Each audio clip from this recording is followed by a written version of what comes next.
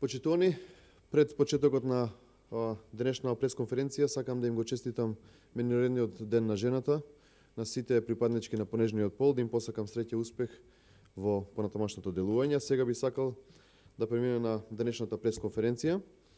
Почитувани медиуми, почитувани граѓани на Република Македонија. Зоран Заев, заради личен и партиски профит во бизнисот со производство на електрична енергија ги остави граѓаните без капка вода. Во 2020 година, заради Заев, земјоделците нема да имаат вода за наводнување, а ќе има и прекини во водоснабдувањето со вода за пиење низ градовите во Република Македонија. Хидроакумулациите се испразнети за повеќе од 2/3 од своите капацитети. Тиквешкото езеро е намалено за 70%. Езерото Калиманци е намалено за 75%. Езерото Турија е намалено за 65%. Прилепското езеро е намалено за 85%. Стрежевското езеро е намалено за 72,5%. Очена е состојбата и со Мавровското и Дебарското езеро. Негрижата ги уништува македонските езера. На удар се граѓаните и престои проблем со водата за пиење. На удар ќе бидат и земјоделците и своите посеви, а со тоа и македонската економија. Само за пример, во езерото Калиманци моментално има нешто над 30 милиони метри кубни вода.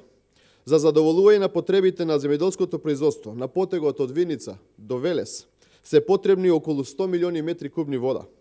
Фалат цели 70 милиони метри кубни вода, кои власта наместо да ги чува, ги потроши за производство на електрична енергија. Оризарите во Кочанско нема да имаат вода за да ги поплават оризите, зафат кој што се прави во месец април. Нема да има вода ни за овчеполието, ниту за другите крајеви во Република Македонија.